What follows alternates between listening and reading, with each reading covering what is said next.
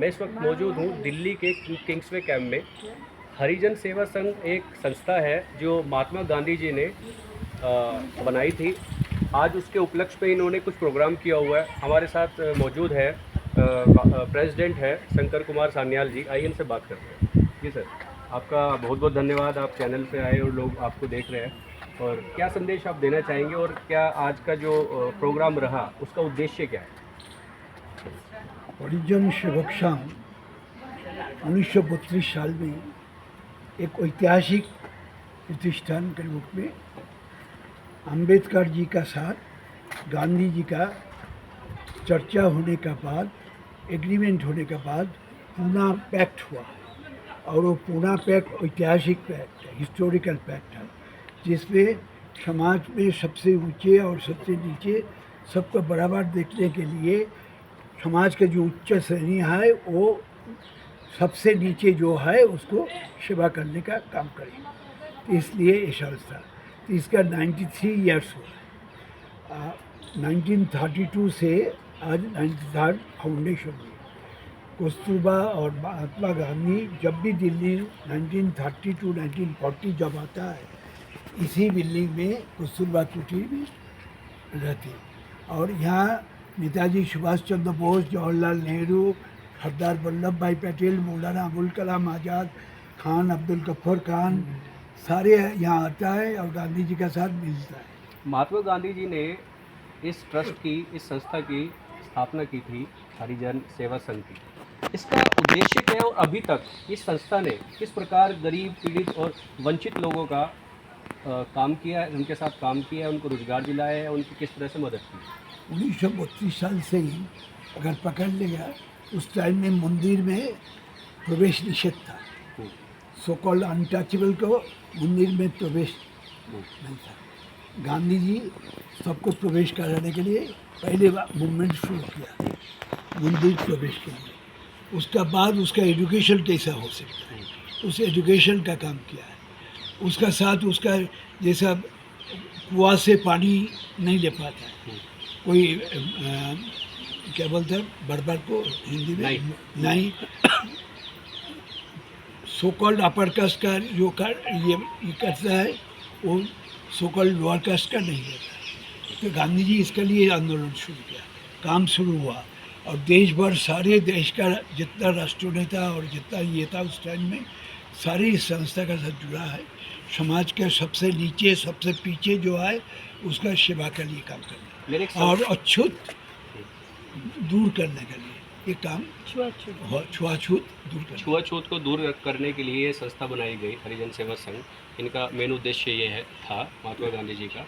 अब हमारे साथ शंकर कुमार सान्याल जी है।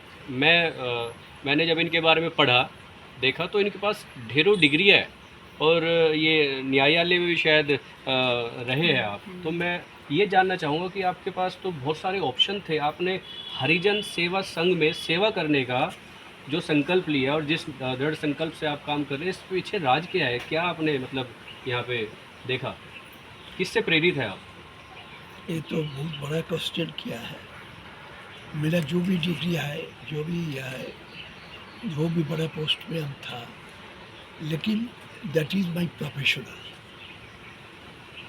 प्रोफेशनल के बाद भी कुछ काम करना चाहिए हर आदमी को।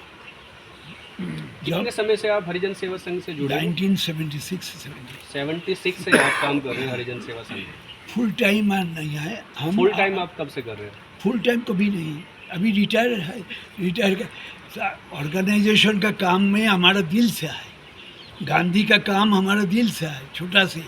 और गांधी का काम जब हम स्टूडेंट लीडर था, वो गांधी का ही ये सबको बोलता रहा उस टाइम में।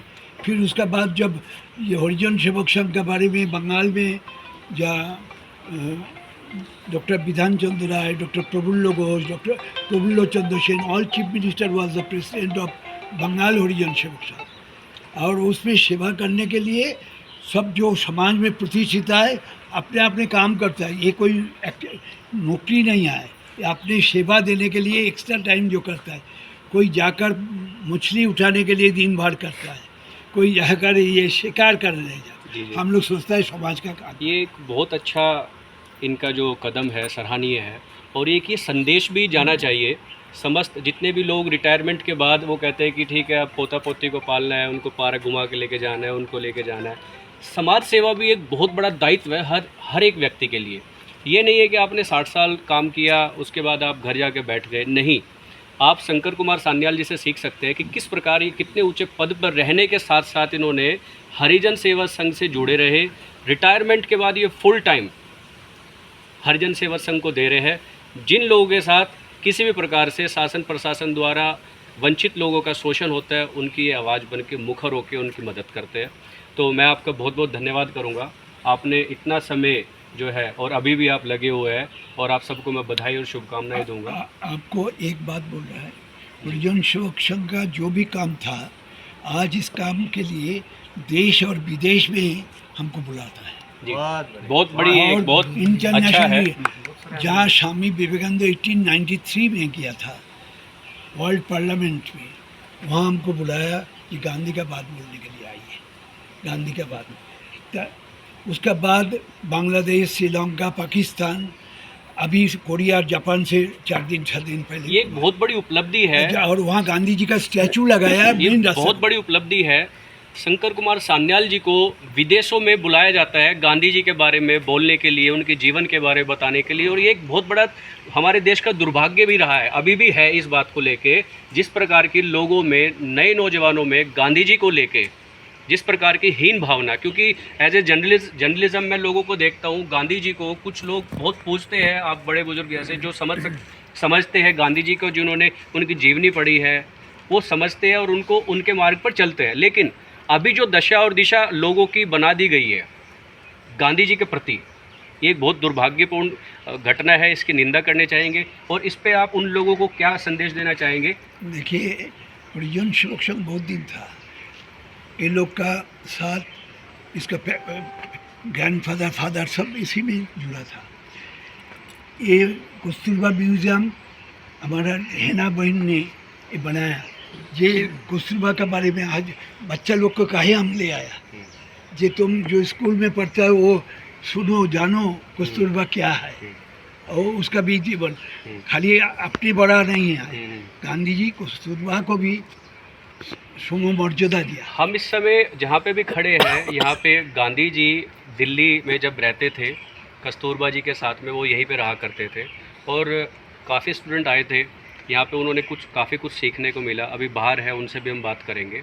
और मैं आप सबसे एक रिक्वेस्ट करूँगा, नौजवानों को कुछ आप ऐसा संदेश दीजिए ताकि वो ये लड़ाई झगड़ों को छोड़कर, और गांधी जी की जो छवि जिस प्रकार कुछ राजनीतिक पार्टियों ने धूमिल करी है, उन नौजवानों को आप कुछ संदेश दीजिए ताकि वो गांधी जी के मार्ग पर चले। हमारा साथी प्राक्तन MP, member of parliament Ganesh Yadav ji बहुत संग्रामी है, और गांधी का काम, राजनीति से दूर होकर गांधी का काम कर रहा है बिहार में। और तो आप बताइए नौजवान का उनसे। जी, हमारे साथ एक्स पार्लियामेंट मेंबर है, इनसे भी बात करते हैं और इनके विचार सुनते हैं। गांधी जी को लेके जिस प्रकार राजनीतिक दलों ने गांधी जी की छवि किसी न किसी रूप में सोशल मीडिया के माध्यम से या नौजवानों को जिस तरह भ्रमित किया जा रहा है, ये बताया जा रहा है कि गांधी जी ने देश की आज़ादी में बहुत कम योगदान दिया है।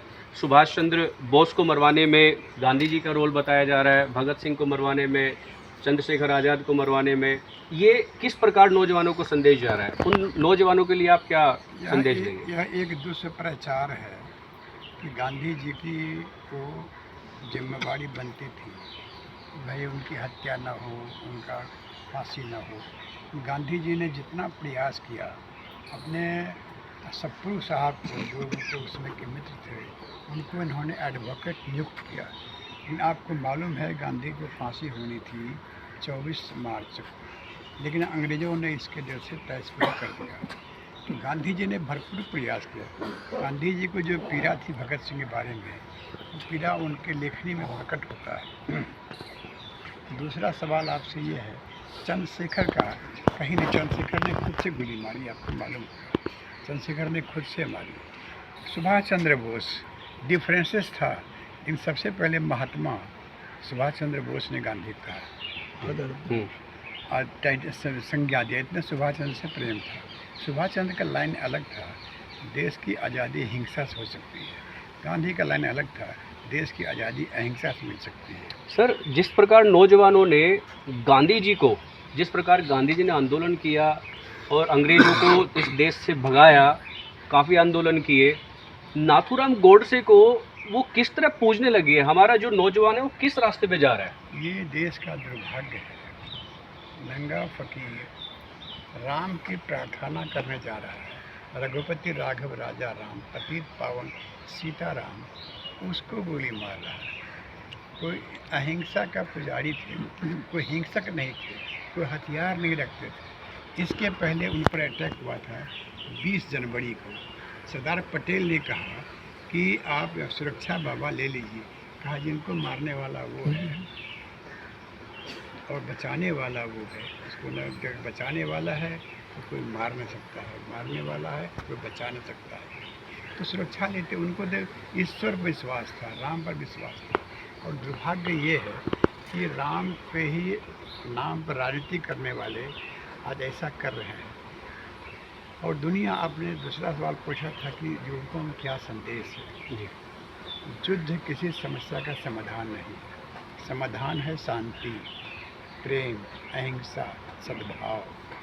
चाहे जहाँ भी दुनिया में जितना भी युद्ध, first world war, second world war, वो टेबल पर बैठ के ही फैसला हुआ है। आज भी जो युद्ध हो रहा है रूस और यूक्रेन के बीच में, इजराइल और हमास के बीच में, इसका भी अंतिम हल वही होना है। कहीं हिंसा किसी समस्या का विधान नहीं है। इसलिए गांधी जी को दुनिया मानती है। देश में ऐसी बात नहीं है। देश में नौजवान, हम लोगों ने, आदरणीय अध्यक्ष जी ने दिल्ली यूनिवर्सिटी के स्टूडेंट को बुलाया था। हम लोग आश्चर्य हो गए जब उन्होंने गांधी के बारे में बताया, तो लगा कि हम लोगों से अधिक जानकारी है। आज गांधी का यूनिवर्सिटी खुला हुआ वर्धा में, महात्मा गांधी यूनिवर्सिटी। दुनिया में गांधी का विद्यालय खुल रहा है। देश में गांधी के बारे में जाना और माना जाता है। लेकिन राजनीति जो है, राजनीति तो कुर्सी देखती है, वो विचार नहीं देखता है। नीति, राजनीति अब हो गया है क्या, नीति नहीं देखता है, राज देखता है। राज कैसे प्राप्त हो, तो धर्मांधता फैलाओ, बने इसी चलते गांधी। और धर्मांधता के खिलाफ गांधी थे। गांधी कहते ईश्वर अल्लाह तेरो नाम सब कुछ। गांधी जी का भी काफ़ी आपने देखते होंगे, क्योंकि हम लोग सोशल मीडिया से जुड़े हुए हैं। सोशल मीडिया पे अनेक रील्स आती है कि वो महिलाओं के साथ थे, वो 2 महिलाओं के साथ है। जिस तरह से अभद्र उनका जो जीवन है, लोग, नए नौजवान जो देख रहे हैं, वो गलत संदेश जा रहा है। अगर बेटी के साथ, अब यहाँ महिला हमारी बहन है, इसके बहन के साथ मैं ऐसे कर दूँ, बाप बहन, तो क्या ये गंदा हो जाएगा? बेटी के साथ कंधे कंधा पकड़ना, बेटी मैं चल नहीं सकता हूँ, सहारा ले लूँ, जैसे हम लोगों की हालत है। ये बहुत दुर्भाग्य की बात है। हमारे देश का नौजवान, कोई भी उसको बरगला देता है और वो उसको सच मान लेता है, उसकी तह तक नहीं जाता है, ये सोचता नहीं। जैसे भी सर ने बताया कि अगर बहन बेटी का हम सहारा ले लेते हैं, बुजुर्ग हैं, तो वो उनकी गलत, उसको जिस तरह से पेश किया जा रहा है गांधी जी की छवि को।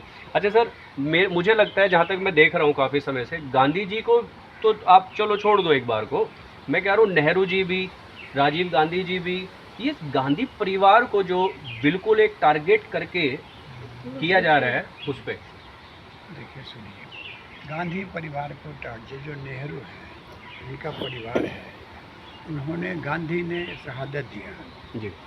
नेहरू ने देश में औद्योगिक संस्था की स्थापना की। जितना भी आप देख रहे हो, दिल्ली में एम्स देख रहे हो, IIT, IIM, सिंदरी में कारखाना, लोहे का कारखाना, जितना भी कारखाना है सभी उन्हीं ने लगाया। उनका सोच था, उन्होंने दुनिया को जोड़ा। उन्होंने तटस्थ नॉन अलाइनमेंट कंट्री का एक संयोग बनाया। उसमें सारे कंट्री, 79 कंट्री जुड़े हुए थे उसमें। आज हमसे एक कंट्री नहीं जुड़ा हुआ। एक कंट्री, हम पाकिस्तान से युद्ध हुआ, एक कंट्री मेरे साथ खड़ा नहीं हुआ। तो सोचिए नेहरू का कहाँ योगदान है, आज का क्या योगदान है। और हम लोग, हम जो हमारी संस्था है हरिजन सेवक संघ, ये राजनीति से ऊपर है। हम सेवा करना चाहते हैं। और इनके जब से अध्यक्ष जी बने हुए हैं, अध्यक्ष, तब से इन्होंने गांधी का था, उद्योग, तभी विकास होगा दलितों का, जबकि ये शिक्षित होंगे। तो शिक्षित करने के लिए देखा अपने कस्तूरबा विद्यालय की बच्ची आई हुई थी। यहाँ हम हरिजन बच्चों बालिकाओं के लिए बालक के लिए विद्यालय खोले और देश में लगभग 100 विद्यालय हमारे देश भर में चल रहे हैं। 300 विद्यालय देश भर में चल रहे हैं। 300 विद्यालय देश भर में चल रहे हैं, बहुत बड़ी उपलब्धि है। और आज बहुत अच्छा प्रोग्राम किया हुआ था, काफ़ी लोग आए हुए थे देश विदेश से, यहाँ पे मैंने खुद देखा है। और जो मंच साझा किया था और जिस प्रकार से वहाँ पे भाषण दिए जा रहे थे और इतनी ऊर्जा थी, हर बात में हर व्यक्ति को गांधी जी को ज़रूर, गांधी जी के बारे में ज़रूर पढ़ना चाहिए, उनके बारे में सुनना चाहिए, तब जाके आपको गांधी जी के बारे में पता लगेगा। अन्यथा आप कितनी ही बातें बना लो और कितनी ही बात सुन लो, वो सब बेकार है।